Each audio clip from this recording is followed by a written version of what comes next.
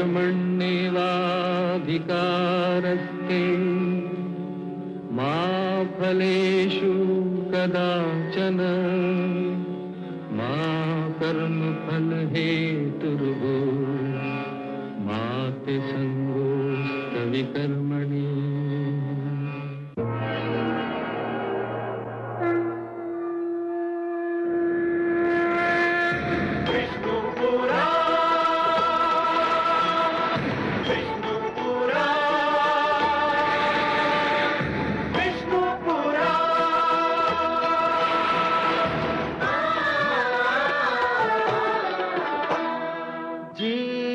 ज्ञान ब्रह्म ज्ञान अथ श्री विष्णु पुराण ओम की कथा महान जय श्री विष्णु पुराण विष्णु पुराण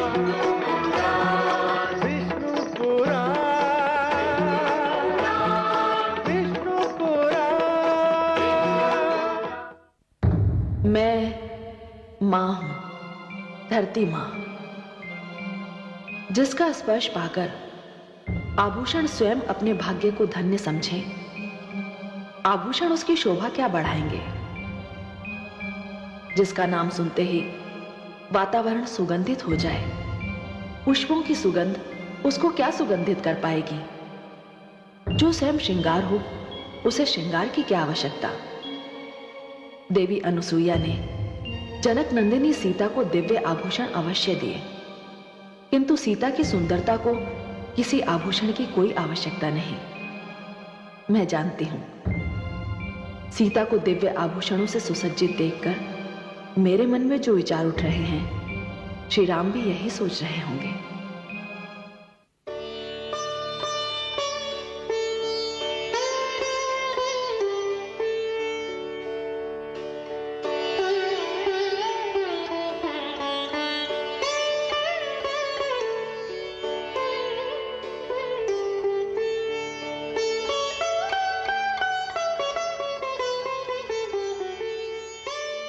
ये दिव्याभूषण माता अनुसुईया ने मुझे दिए हैं। सीता, किसी सांसारिक वस्तु को आपका शरीर छूकर दिव्य होते हुए आज प्रथम बार देखा है।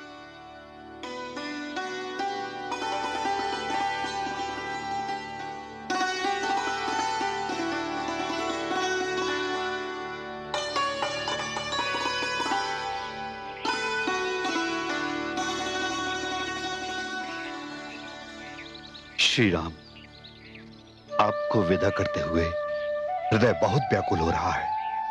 ऋषिवर, आपका स्नेह पाकर हम धन्य हो गए।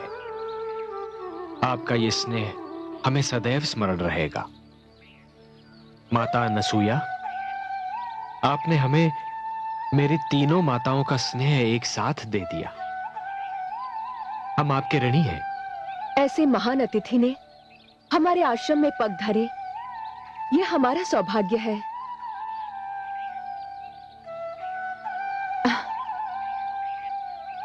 जाओ पुत्री, ईश्वर सदा तुम्हें सुखी रखे। माता, मुझे आशीर्वाद दीजिए कि मैं सदैव पातिव्रत धर्म पर अडिग रहूं। तुम पातिव्रत धर्म का इतिहास हो चुकी पुत्री।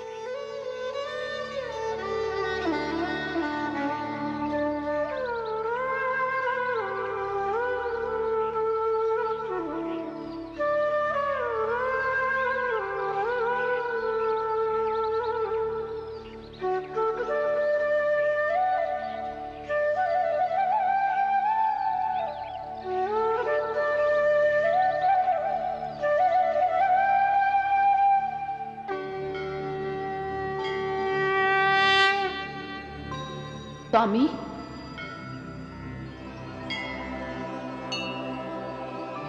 देवी, मैं आपके सुंदर नेत्रों से झांकते प्रश्न को जानता हूं, परंतु प्रश्न क्या है, यह मैं आप ही के मुख से सुनना चाहता हूं। हे देवादिदेव, आपसे क्या छुपा है? आप तो स्वयं ज्ञान की ऊंचाइयों और रहस्य की गहराइयों तक पहुंचे हुए हैं, परंतु मेरे मन को एक प्रश्न का उत्तर नहीं मिल रहा। मैं जानने को उत्सुक हूं। हे भोलेनाथ, कैकेयी ने महाराज दशरथ से केवल यह वचन लिया था कि राम अयोध्या से दूर किसी वन में जाकर वास करेंगे। राम तो कोई भी वन चुन सकते थे, फिर उन्होंने दक्षिण का क्षेत्र और पंचवटी का मार्ग क्यों चुना? देवी, मेरे आराध्य का कोई भी कार्य बिना कारण नहीं होता है। उनके हर कार्य में कारण और हर कार्य में मानवता का कल्याण निहित होता है। दक्षिण का क्षेत्र और पंचवटी का मार्ग चुनने का संबंध भी मानव कल्याण से ही। मैं यही जानना चाहती हूं भोलेनाथ। दक्षिण के क्षेत्र और पंचवटी के मार्ग में महान ऋषि और उनके आश्रमों की बहुतायत है। ये ऋषिगण राक्षसों के आतंक से त्रस्त हैं, जिनकी इस क्षेत्र में भरमार है। मेरे आराध्य श्री राम ने धरती पर जन्म ही इसलिए लिया है कि वे आश्रम संस्कृति की रक्षा और राक्षस प्रवृत्ति का सर्वनाश कर सके। इस क्षेत्र और इस मार्ग को चुनने का यही कारण है।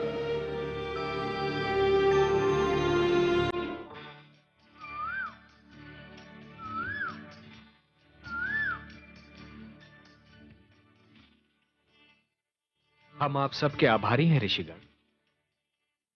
आपने और आपके गुरु अगस्त्य मुनि ने हमारे लिए जो कष्ट उठाया, उसके लिए कोटि कोटि धन्यवाद। अब आप लौट सकते हैं। हमें आपकी सेवा करने का अवसर मिला, यह हमारा सौभाग्य है। आप इसी मार्ग पर दक्षिण की ओर बढ़ते जाएंगे तो कुछ दूर जाकर आपको एक ही स्थान पर 5 वट के वृक्ष मिलेंगे, वही पंचवटी है।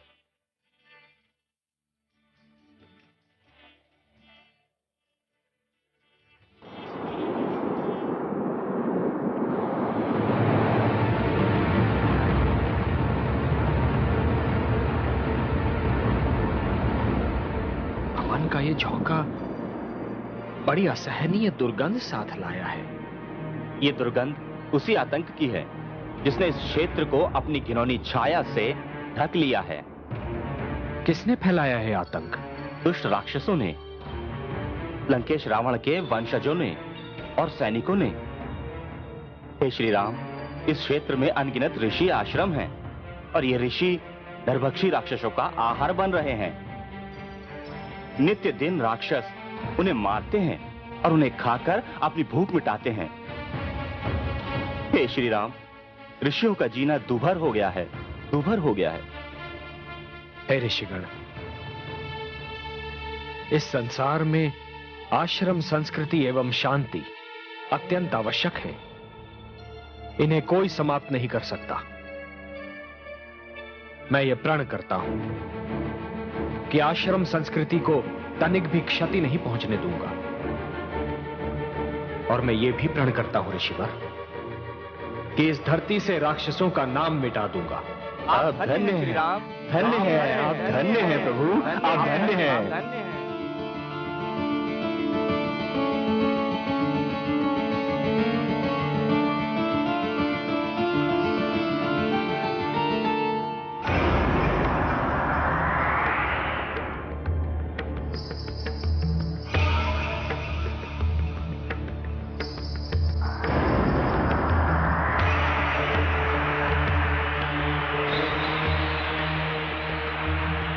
आर्यपुत्र, क्या हुआ देवी?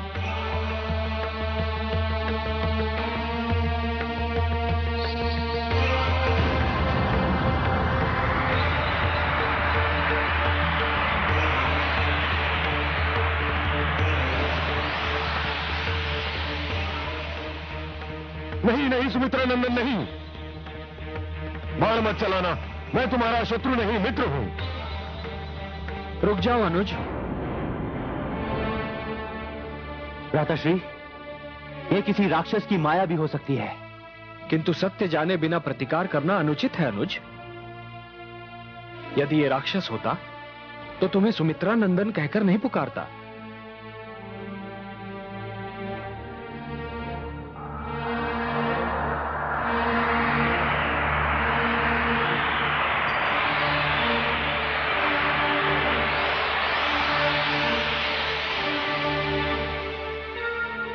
कौन है आप? आपका विशालकाय शरीर देखकर मेरी पत्नी जानकी तो अत्यंत भयभीत हो गई थी। मुझसे भयभीत होने की कोई आवश्यकता नहीं है। मैं आपके पिता श्री महाराज दशरथ का मित्र हूं। मेरी महाराज से यही भेंट हुई थी जहां आप तीनों खड़े हैं। बहुत समय हो गया इसको। महाराज शब्द भेदी बाण विद्या का अभ्यास करने यहीं आए थे। 7 दिन की तपस्या के लिए महाराज दशरथ इसी स्थान पर ध्यान मग्न बैठे थे।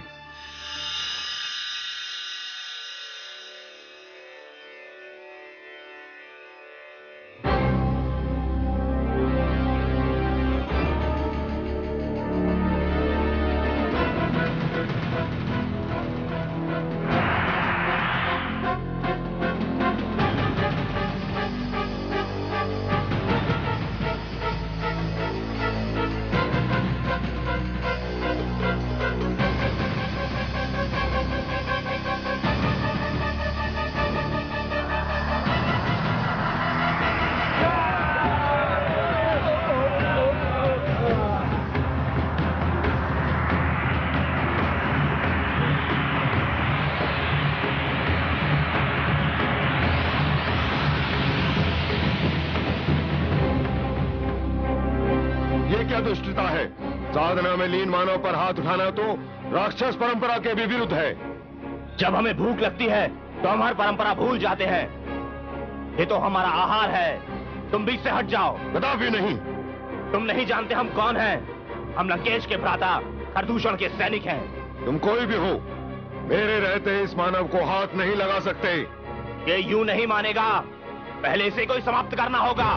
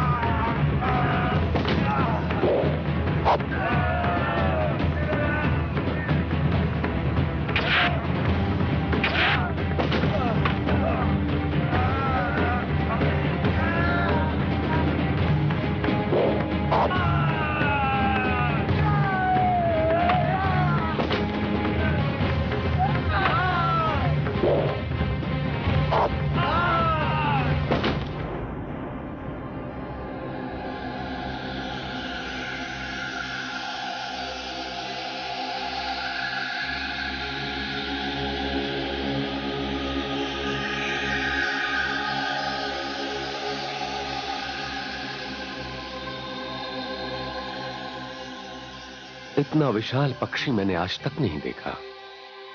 कौन है आप? और ये दुष्ट राक्षस आप पर आक्रमण क्यों कर रहे थे? मैं भगवान विष्णु के वाहन गरुड़ के भ्राता अरुण का पुत्र जटायु हूं। दुष्ट राक्षसों ने आपको तपस्या में लीन देखकर आप पर आक्रमण करना चाहा। ये मैं सहन न कर सका और मैंने इन्हें रोके रखा। धन्य है आप। अयोध्यापति दशरथ आपके प्रति अपना हार्दिक आभार प्रकट करता है। आप रघुवंशी सम्राट दशरथ हैं। आपके दर्शन करके तो मैं धन्य हो गया। मेरी मित्रता स्वीकार कीजिए। आपकी मित्रता स्वीकार करना तो मेरा सौभाग्य है।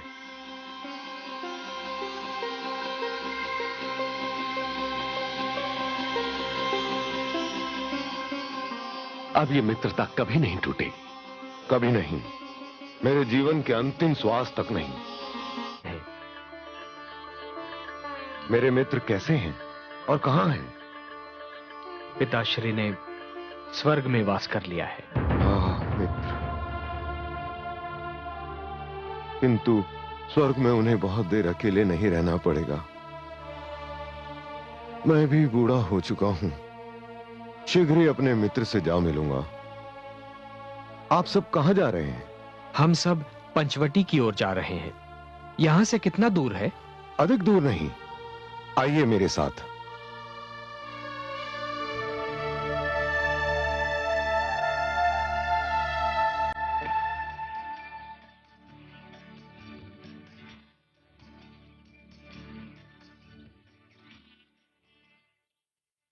वट के इन 5 वृक्षों के एक ही स्थान पर होने के कारण इस स्थान को पंचवटी के नाम से पुकारा जाता है।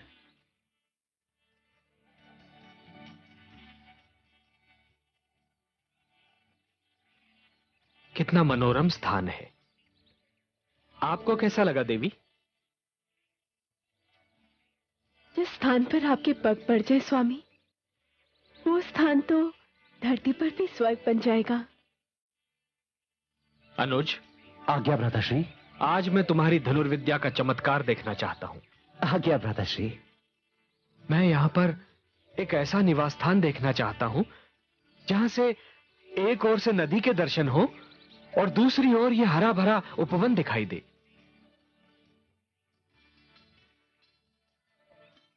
आपकी आज्ञा का पालन होगा भ्राताश्री।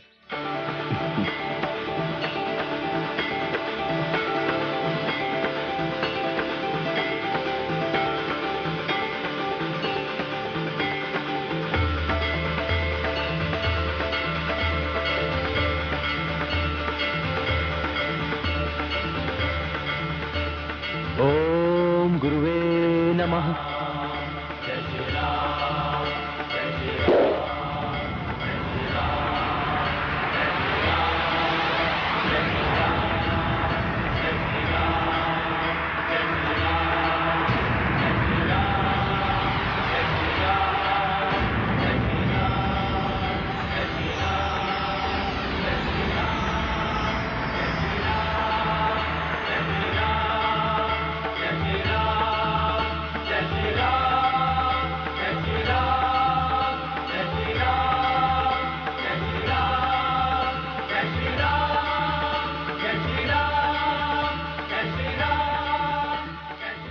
सुंदर, अति सुंदर। अनुज। भ्राताश्री, ये सब गुरु विश्वामित्र का आशीर्वाद है। आपकी आज्ञा का पालन हुआ। चलिए अपने निवास स्थान में प्रवेश कीजिए। आइए। नहीं अनुज, निवास स्थान में प्रथम प्रवेश तो नारी का ही होना चाहिए, क्योंकि नारी घर की शोभा ही नहीं, लक्ष्मी भी होती है। और लक्ष्मी केवल धन की देवी नहीं, सुख शांति की देवी भी है। आइए देवी।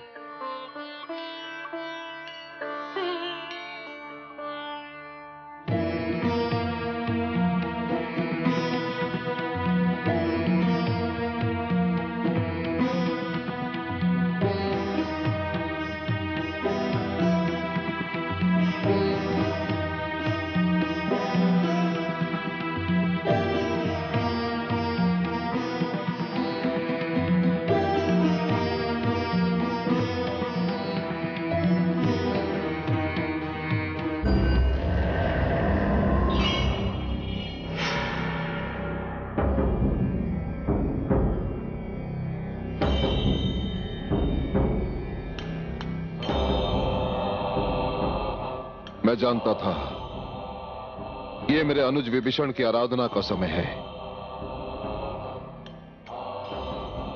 इसी कारण मैंने तुम्हें बुला नहीं भेजा। मैं तुम्हें यह बताना है अनुज कि मैं बहन शूर्पणखा को लेकर भ्राता खरदूषण के राज्य जा रहा हूं। नहीं भ्राताश्री नहीं, आज आप लंका के बाहर पग में नहीं धरेंगे। विभीषण, क्षमा कीजिए भ्राताश्री, मैं छोटा हूं, आपको आज्ञा तो नहीं दे सकता, किंतु इसे मेरी विनती समझिए या अनुरोध कहिए, पर आज आप कहीं मत जाइए। परंतु तुम इतने भयभीत क्यों हो विभीषण? मेरे लिए तो आप ही सब कुछ हैं भ्राताश्री। मेरी ज्योतिष विद्या मुझे बता रही है कि आज आपका लंका से बाहर जाना उचित नहीं है। कोई बहुत बड़ा संकट आपकी ओर बढ़ रहा है। संकट?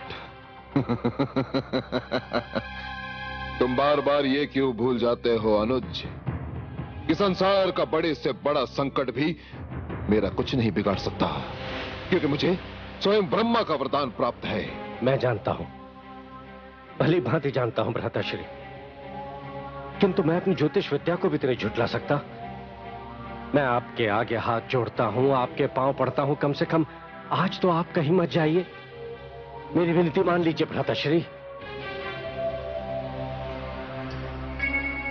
अनुज विभीषण, तुम जानते हो कि मैं तुमसे कितना स्नेह करता हूं, और तुम ये भी जानते हो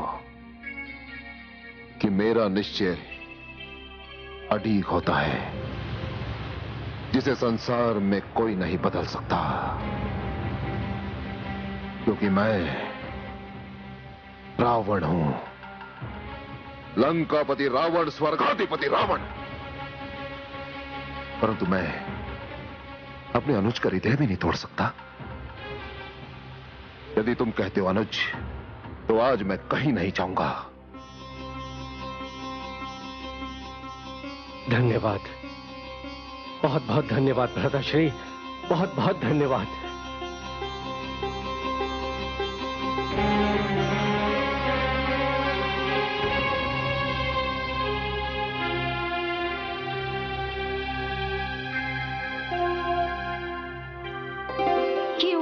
क्यों नहीं चलेंगे आप भ्राताश्री? बहन, तुम्हें तो ज्ञात है कि मेरे जीवन में तुम्हारा और अनुज विभीषण का जो स्थान है वो अन्य किसी को प्राप्त नहीं। अनुज विभीषण का अनुरोध है कि उसकी विद्या कहती है कि आज मुझे कहीं नहीं जाना चाहिए, और मैं उसके अनुरोध को टाल नहीं सकता। इसी कारण तुम्हें भ्राता खरदूषण के पास जाना होगा। मैं उसे संदेश भिजवा चुका हूं। मुझे तो जाना ही था। मुझे मेरे जीवन का अकेलापन कहीं चैन नहीं लेने देता। जानता हूं,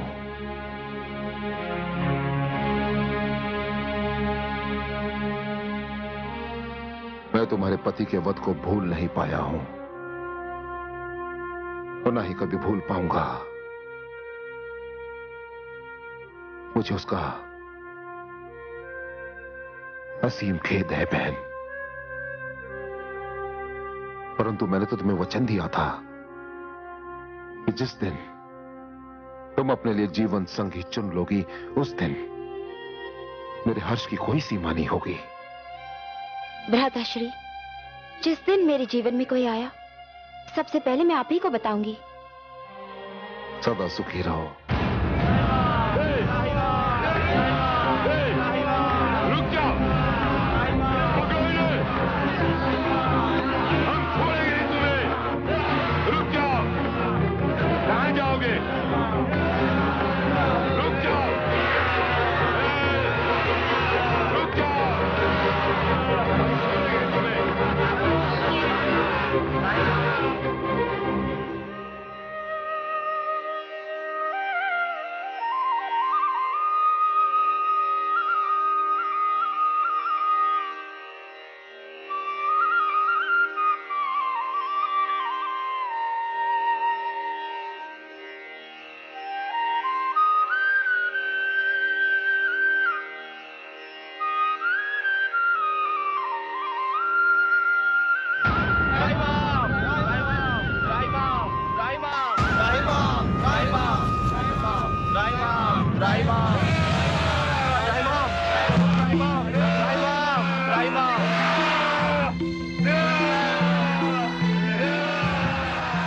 रुक जाओ दुष्टों,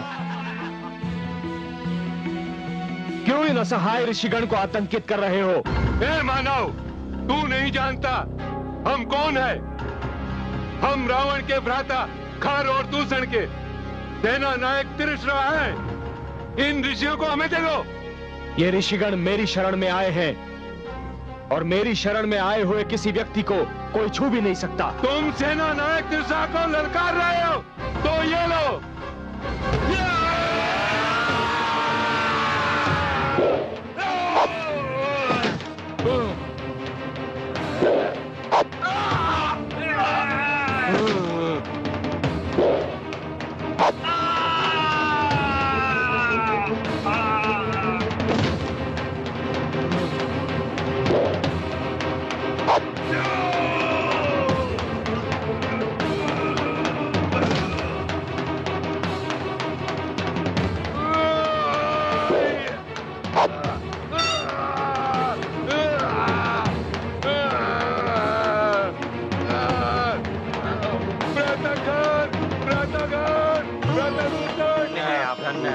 आप धन्य हैं, आप धन्य हैं प्रभु, धन्य हैं, धन्य हैं प्रभु।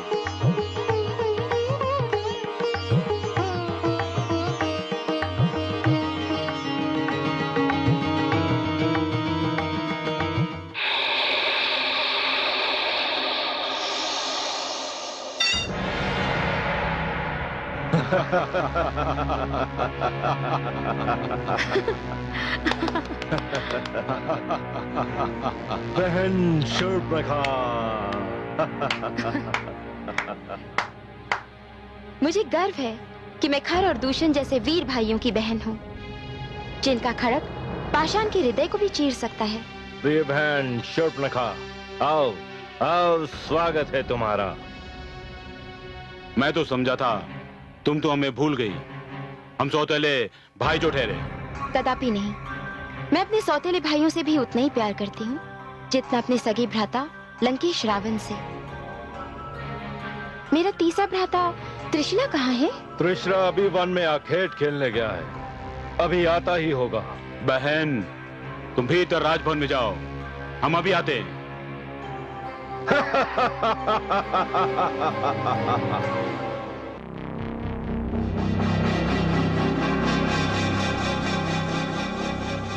व्रताखर, व्रतदूषण, व्रताखर, व्रतदूषण, व्रताखर, व्रतदूषण।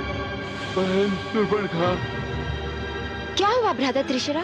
तुम्हारी ये दशा किसने बनाई? क्या बताऊं बहन शूर्पणखा, ऋषियों को मारने गया था, पंचुटी में न जाने कहां से एक मानव आ गया जिसने मेरे सारे साथियों को मार डाला।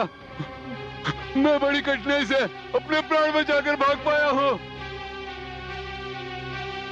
मानव? देखने में तो मानव ही लगता है, किंतु महावीर लगता है। अपार शक्ति है उसमें, लगता है सारे संसार में उसे कोई हरा नहीं सकता।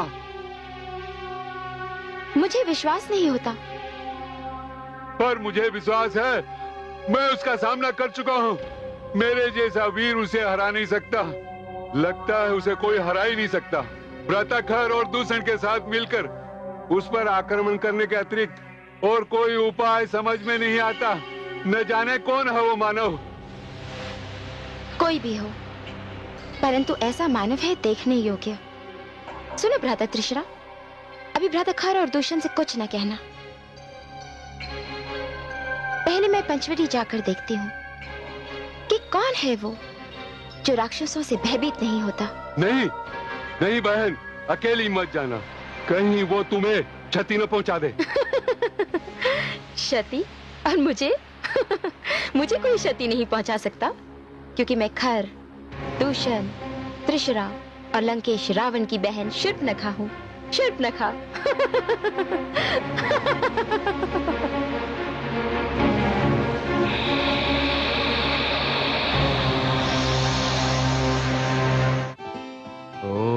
ओम सूर्याय नमः। ओम रवये नमः। ओम आदित्याय नमः।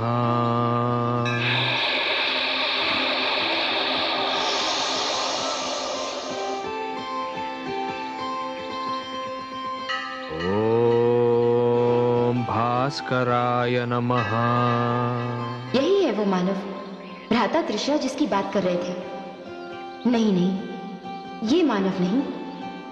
मानव तो मैंने बहुत देखे हैं, ये तो त्रिलोक का कोई देवता लगता है जो भटक कर पृथ्वी पर आ गया है। ओम सवित्र नमः। ये मानव नहीं हो सकता। ये तो लगता है सूर्य की किरणों ने मानव का रूप धारण कर लिया हो। इसके मुख पर तो दृष्टि ही नहीं ठहर पा रही। ओम प्रभाकराय नमः। चुपनखा, ये तुझे क्या हो गया है? अपने शत्रु से ही तुझे प्रेम हो गया?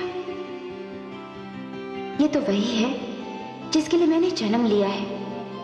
आज पहली बार मुझे विश्वास हो रहा है कि भ्राता श्री लंकेश ने मेरे पति का वध करके अच्छा ही किया। मैं तो इसके लिए ही बनी हूं। नहीं, मैं तो इसे क्षति पहुंचाने की सोच भी नहीं सकती। इसे तो कोई क्षति नहीं पहुंचा सकता। ये मेरा प्रेम है, मेरा स्वप्न है, मेरा पति है। हाँ, यही मेरा पति है। अब मेरे खोज का अंत हुआ। मेरे होते हुए इसे कोई क्षति नहीं पहुंचा सकता, कोई नहीं पहुंचा सकता।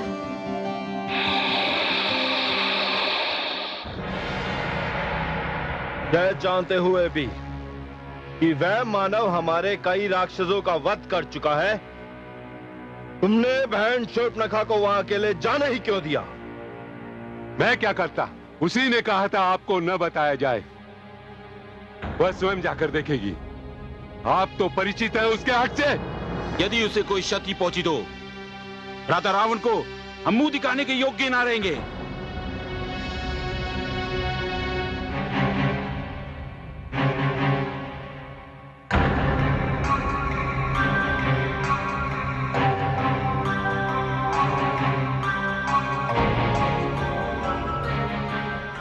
बहन शूर्पणखा,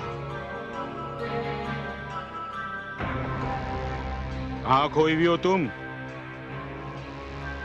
उस मानव ने तुम्हें किसी प्रकार की कोई क्षति तो नहीं पहुंचाई? क्षति? हाँ, पहुंचाई है।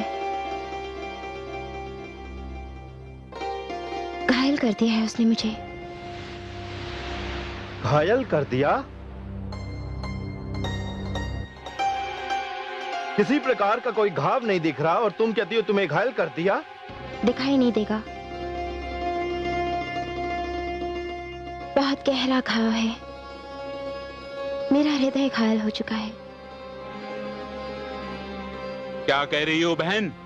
हमें कुछ समझ में नहीं आ रहा। तुम्हें घायल करने का उस मानव को हम कठोर दंड देंगे। नहीं, कदापि नहीं।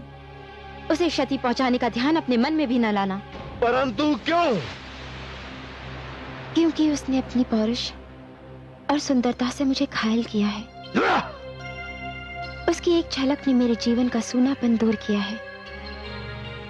उसे देखते ही मैं उस पर मोहित हो गई। राक्षसी, और वो एक तुच्छ मानव पर मोहित हो गई। हम राक्षस मानवों से श्रेष्ठ हैं। हमें इस प्रकार उनकी प्रशंसा करना शोभा नहीं देता बहन। राजा रावण सुनेंगे तो क्रोध से पागल हो जाएंगे। मुझे मेरे प्रिय भ्राता रावण ने वचन दिया है कि जिसे भी मैं अपने पति के रूप में चुनूंगी उसे वे सहर्ष स्वीकार करेंगे। तुम लोग चिंता मत करो। मुझे बस इतना ही जानना है कि उसने मुझे तो मोहित कर दिया, परंतु मैं उसे मोहित कैसे करूंगी? और ये मैं जानकर ही रहूंगी। बहन,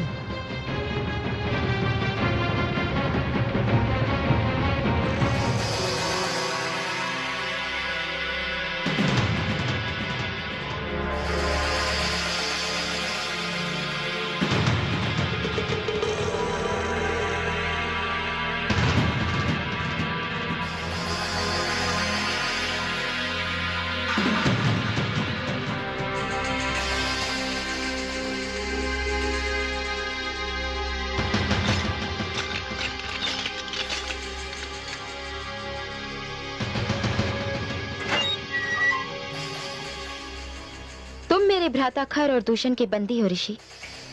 यदि तुमने मेरी सहायता की तो मैं तुम्हें मुक्त कर दूंगी। मुझे तुम्हारी बात पर तनिक भी विश्वास नहीं, किंतु मैं एक ऋषि हूं। सहायता करना मेरा धर्म है। बताओ क्या चाहती हो? मुझे बस इतना बता दो, किसी मानव को आकर्षित करने तथा मोहित करने के लिए क्या करना चाहिए? मानव केवल मानवता पर आकर्षित हो सकता है। मानव किसी के रूप पर नहीं, उसकी विनम्रता पर, उसके निवेदन पर मोहित हो सकता है। पर यह यदि तुम अपने लिए पूछ रही हो तो मैं तुम्हें यह भी बता दूं कि यदि तुम किसी मानव को आकर्षित करना चाहती हो, मोहित करना चाहती हो, तो यह व्यर्थ है। तुम राक्षसों में ये गुण होते ही नहीं, हो ही नहीं सकते। मैं उसके लिए मानवता और विनम्रता की मूर्ति बन जाऊंगी। अपने घुटनों पर बैठकर उसे निवेदन करूंगी। तुम्हारा धन्यवाद ऋषि। तुमने मुझे मुक्त करने का वचन दिया था और तुमने उसे सत्य मान लिया। मूर्ख। छल हम राक्षसों की संस्कृति है। हम अपनी संस्कृति थोड़ी देर के लिए भूल तो सकते हैं, पर सदा के लिए छोड़ नहीं सकते।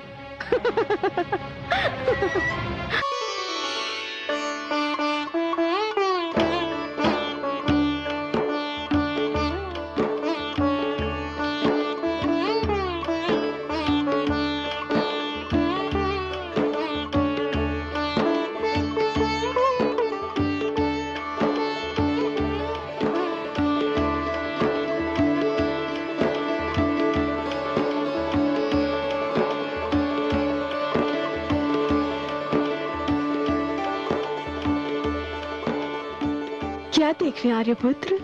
देवी, आपके हाथ का स्वादिष्ट भोजन मुझे इतना भा रहा है कि अब मुझे चिंता हो रही है कि अयोध्या लौटने पर मेरा क्या होगा।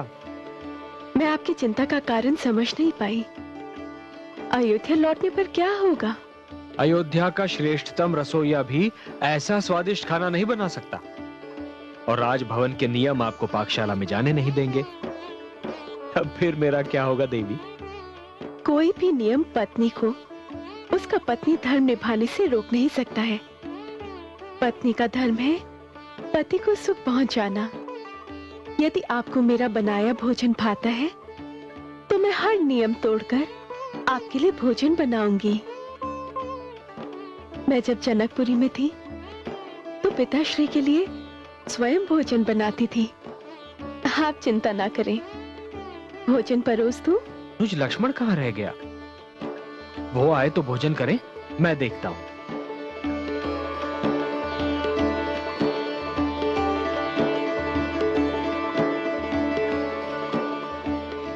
लक्ष्मण, लक्ष्मण,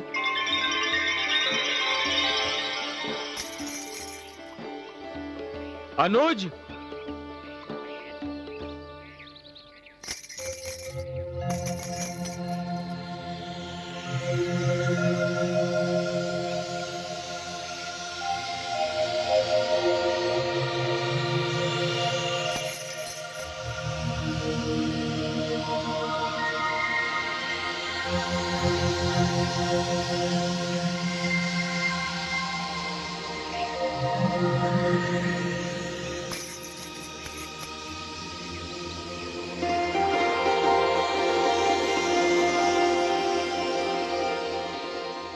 हे मानव, मैंने जीवन में तुम जैसा दूसरा मानव नहीं देखा।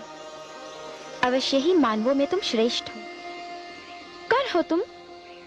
देवी, मैं दशरथ पुत्र राम हूं। राम?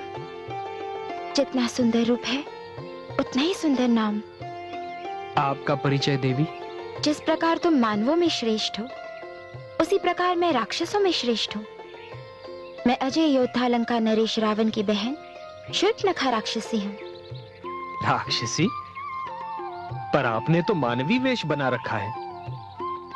तुम्हारे लिए राम, केवल तुम्हारे लिए। मैं समझा नहीं देवी। जिस क्षण से मैंने तुम्हें देखा है, उसी क्षण से मैं तुम पर मोहित हो गई हूँ।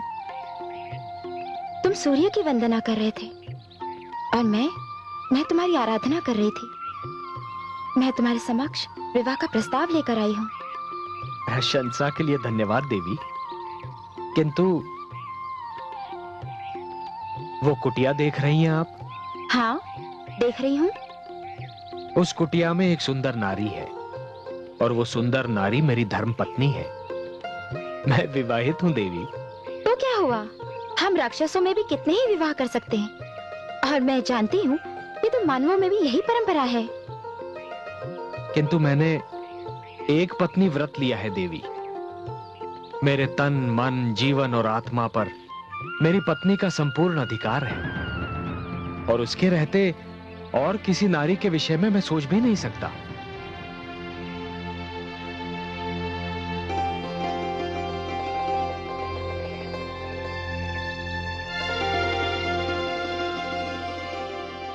ये कौन है? ये मेरा अनुज लक्ष्मण है। तुम्हारा ध्यान मन से निकालना बहुत कठिन है, पर ये भी तो रूपवान है। यदि तुम मुझसे विवाह नहीं कर सकते, तो ये तो कर सकता है। आप ही पूछकर देखिए ना देवी।